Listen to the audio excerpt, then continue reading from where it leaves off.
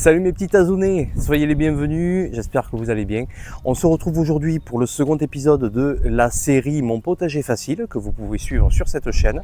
Vous me suivez dans l'aménagement d'un potager sur une petite parcelle de 9 mètres carrés environ, sur laquelle je vais cultiver quelques légumes. On ne se casse pas la tête, on ne va pas utiliser de grosses techniques agricoles. On prend du plaisir, on prend le soleil et puis cet été on dégustera quelques bonnes salades et l'hiver prochain certainement quelques sauces tomates délicieuses. Dans le premier épisode, je vous avais fait part de mes installations, ce que j'avais, on avait parlé de l'eau, on avait parlé des bacs à compost, on avait parlé du terrain également, comment est-ce que je l'aménageais, de façon à ce que vous puissiez faire pareil chez vous. Nous avions passé un coup de motoculteur un premier coup, on avait ratissé pour enlever les cailloux et les mottes d'herbe, ensuite on avait enrichi la terre avec du compost, si on en a, un petit peu du moins, et on avait passé sinon à coup d'arrosoir un petit peu d'engrais enrichi en azote et en potassium. Et dans ce second épisode, aujourd'hui, on va planter. Bien, on est à J+7 aujourd'hui depuis la date à laquelle on a labouré le sol. On est le 20 avril, on est le dimanche de Pâques tout simplement, et je prends la décision tout seul de planter aujourd'hui. On parle souvent des scènes de glace qui sont vers la mi-mai. Bon, ici on est dans le sud, donc je me permets cette liberté-là de planter un petit peu avant, quelques semaines avant. J'espère que ça ira, sinon je serai marron pour toute la série. Après, bien sûr, vous faites comme vous voulez chez vous, suivant où vous habitez. Si vous avez encore des températures qui frôlent avec le zéro, le matin, évitez peut-être et attendez une semaine ou deux. Alors, on a eu une semaine très venteuse et très pluvieuse. C'est la raison pour laquelle j'ai repoussé un petit peu le semage. Parce que une terre trop arrosée, c'est pas bon. Et je voulais éviter surtout le vent, qui aurait pu casser, vous voyez, les tiges assez fragiles des plants. Hier, nous sommes allés avec ma délicieuse épouse chercher les plants de légumes que nous souhaitons cultiver. Ils sont ici. Alors, on a pris grosso modo 3 plants de concombres, un grand et 2 petits, 4 haricots verts. On a pris 11 plants de tomates avec des variétés différentes. On va tester de nouveau. On a ici 6 salades. Et il doit y avoir 2 poivrons qui sont là, je les vois. Des mini poivrons et des poivrons normaux jaunes, si je crois me souvenir. Poivrons gourmands, ouais, plutôt orange, vous savez, ceux qui sont un petit peu sucrés. Je vais planter de l'ail également, je vais faire un test, voir un peu ce que ça donne. Hier également, tu te promènes toi, hein? Tu viens voir un peu qu'est-ce que c'est, ça te plaît pas? C'est une forêt de piquets. Bon, hier, donc j'ai planté les piquets, j'ai commencé à faire le mapping du potager, c'est-à-dire j'ai creusé, vous voyez, les sillons pour faire un petit peu les marques. J'ai planté les piquets avant de planter avant de mettre les plants en terre, pour pouvoir me guider plus facilement. Je passe en manuel, donc nous avons ici sur une première rangée, on va mettre ici 2 poivrons, les 2 poivrons ici, et là-bas ensuite on va mettre les concombres, avec sur les fameux supports que j'ai réalisés. Je vous ai fait une petite vidéo short pour vous montrer comment je les avais montés très facilement. Au milieu, sur les 2 rangées du milieu, j'ai planté des grands piquets, vous voyez on est à peu près à 1,50 m de haut, sur lesquels on va faire reposer les plants de tomates. Je vais vous expliquer que les plants de tomates, ça peut monter très rapidement et très haut, vers 1,50 m. Donc là, vous voyez, on est à hauteur de torse d'homme. Et j'ai vu un petit peu plus grand, j'en ai mis 14. On ira peut-être en rajouter une variété ou 2, suivant les goûts. Sur la dernière rangée que j'ai laissée libre, là, pas besoin de tuteur, on va mettre des salades et on va mettre les haricots verts. Alors l'avantage d'avoir planté les piquets, c'est que maintenant, on n'a plus qu'à venir creuser au pied, faire un trou suffisamment grand, mettre le plant, dépoter, planter, c'est fini et on attend un mois. Bon, pas tout à fait quand même. Première des choses, on va se demander à quelle profondeur on doit planter le plant. C'est-à-dire, vous voyez comme il est, on a déjà une motte, on a déjà les premières feuilles qui sont là, c'est-à-dire on va se demander à quelle hauteur on le met. Bon, instinctivement, on dirait il faudrait que ce soit à ras. Vous voyez que le niveau de la terre arrive, que le niveau de la motte arrive au niveau de la terre. Alors il y a 2 écoles. Ou bien on fait comme ça, c'est-à-dire qu'on va mettre après on va surélever un petit peu et on va laisser la terre se tasser, ou bien on peut également l'enfoncer de quelques centimètres au niveau de la tige si votre plan le permet. voyez, là on pourrait monter jusqu'à 1 cm ou 2 sur la tige. Ça permettra quoi? Ça permettra au système racinaire qui se situe à l'intérieur du pot d'aller chercher l'humidité constante et qui se situe sous... Toi tu m'emmerdes toi. Oh, allez. De là. Ça va permettre au système racinaire d'aller chercher l'humidité qui est beaucoup plus profonde dans le sol. Quand cet été, toute la surface sera hyper sèche. On va le faire extérieur.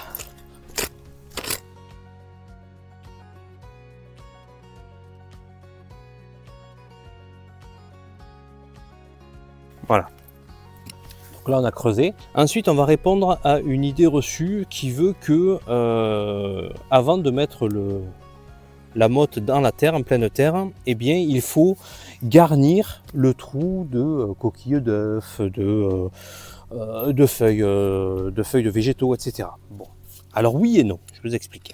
Vous pouvez bien évidemment mettre des déchets biodégradables à l'intérieur du trou. Voilà, le problème c'est que ça va se biodégrader justement qu'au bout de la première année. C'est-à-dire que les nutriments qui vont se décomposer, eh bien ça ne vous servira pas pour cette année.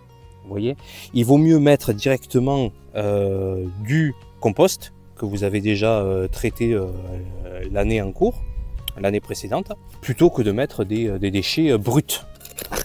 Parce que les nutriments ne seront pas dégradés. Les déchets ne vont pas avoir une vitesse de décomposition aussi rapide que dans un bac à compost, à l'air libre, avec la chaleur, souvent arrosé, que sous terre où il n'y a pas d'air.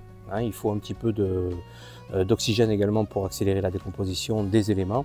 Donc sous terre, ça va se faire beaucoup plus lentement, ça mettra plusieurs années. Et de toute façon, le temps que ça se décompose, les nutriments des feuilles et du marc de café, etc., ne seront pas, ou des coquilles d'œufs, peu importe, ne seront pas assimilables directement par le plant. Donc deux solutions s'offrent à vous. Ou bien vous tamisez un petit peu de compost et vous le mettez un petit peu en fond comme ça. Comme ça, vous tassez un petit peu. Hein, ou bien vous laissez tel quel. Voilà, hein, la nature, elle n'a pas besoin de nous pour fonctionner. Donc je mets que vous mettiez du compost ou non, il vous faut arroser abondamment le trou, surtout au moment du plantage. Voilà, on va laisser un petit peu absorber, comme ça. Vous venez délicatement sortir votre plant derrière. Voilà. Vous venez gratouiller un petit peu le dessous, alors juste au-dessus, vous voyez, comme ça, pour libérer un petit peu les racines, de sorte à ce qu'elles viennent directement se prendre à l'intérieur de la terre. Voilà, comme ça. Essayez de le mettre un petit peu, vous suivez la courbure, vous voyez, du plant qui part un petit peu vers le poteau, parce qu'il va falloir l'attacher. D'accord. Vous rebouchez avec la terre que vous avez décaissée. D'accord. Voilà. Hop, on vient bien là, on vient bien tasser, surtout, très important.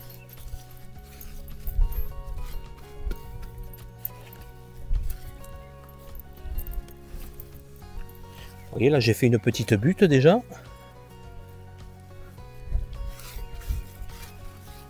Et surtout maintenant, si vous voulez éviter la catastrophe et si vous voulez manger des tomates un petit peu plus tard dans l'année, eh bien vous m'attachez tout ça. Alors pas au niveau de la tige tout en haut, hein, mais voilà.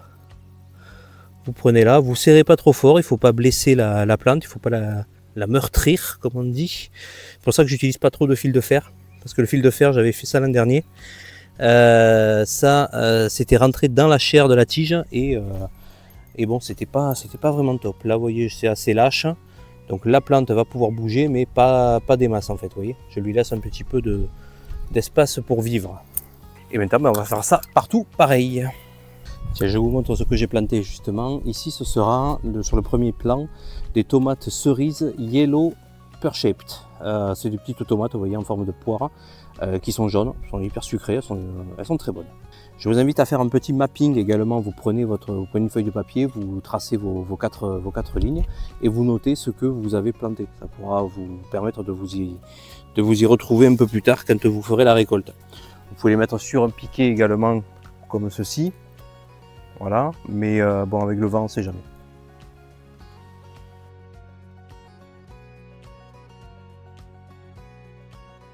Tiens, regarde qui tu trouves des fois en creusant le trou, tu vois.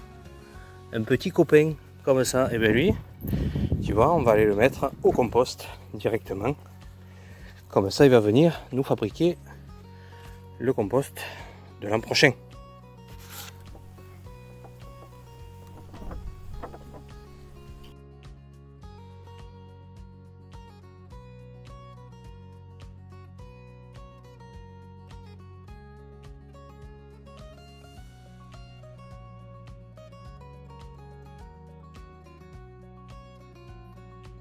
Allez, le dernier plant de tomates, donc toujours pareil, on a fait le petit trou.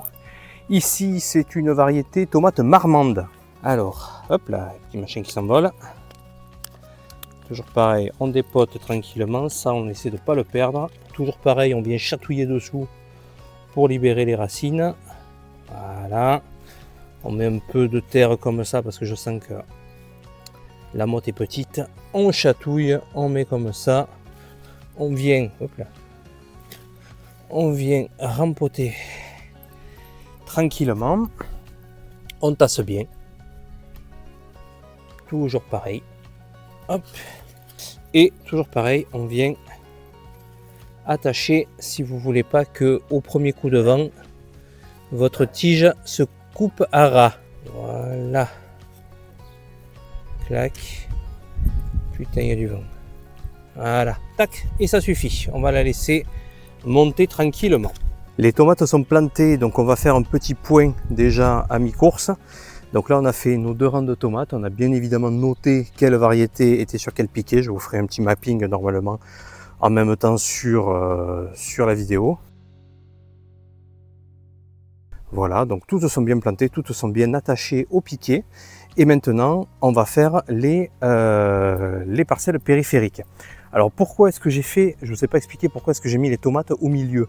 Eh bien c'est tout simple, c'est parce que une fois que les plants de tomates auront monté à 1,50 m, il est plus simple de les avoir au milieu pour pouvoir continuer à cultiver les petites rangées où les cultures ne feront que 30 à 40 cm de haut, que si jamais on avait mis imaginez on aurait mis les tomates ici à 1,50 m et là les petites cultures, ça aurait été compliqué pour aller y accéder. Voilà, la session du jour est désormais terminée. Je vous montre le résultat final.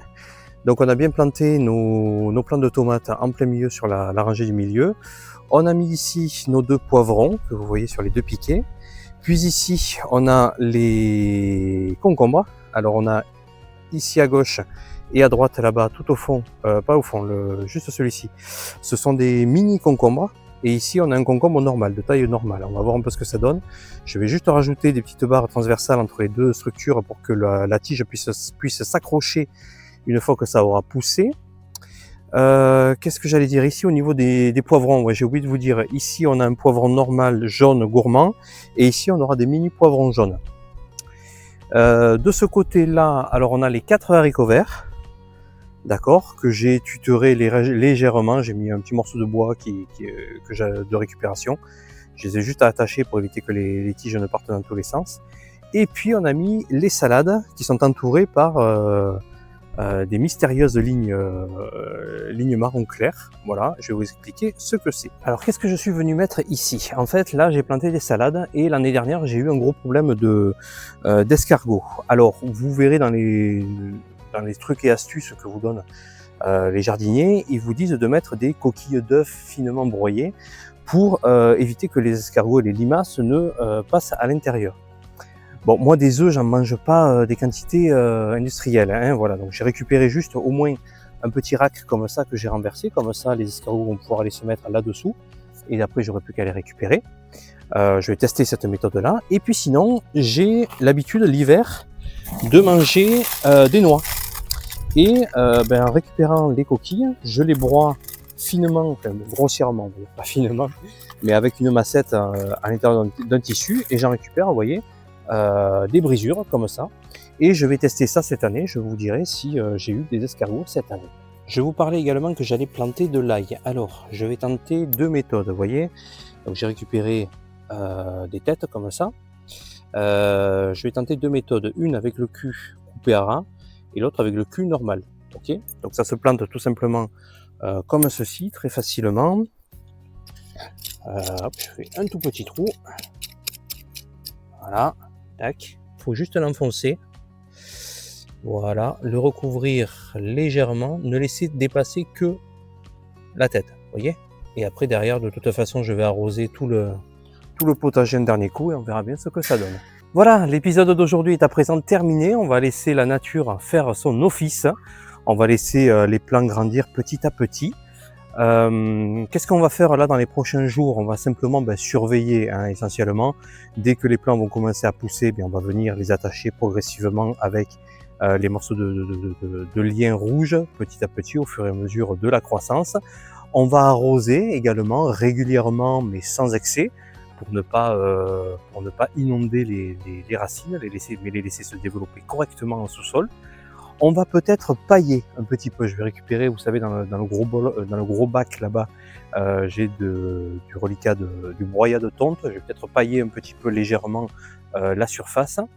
Et puis, on veillera également à désherber un petit peu parce que ça va, l'herbe également va repousser. Pour l'heure, je vais terminer. Vous vous demandiez peut-être à quoi servaient les piquets qui se situaient en périphérie du terrain. C'est essentiellement pour poser un petit grillage de protection, un petit grillage de clôture pour éviter que Taz n'aille y faire sa petite promenade. Il est où? Il est là-bas. Ça va. Donc je vais poser le grillage très rapidement. Ça, je vous le montre pas. C'est assez facile. Qu'est-ce que j'allais dire? Oui, les concombres, on va regarder, on va surveiller également lorsque les tiges vont commencer à bien pousser. On va essayer de les accrocher à la structure de façon à ce que ça vienne s'emmêler un petit peu et que ça pousse en hauteur.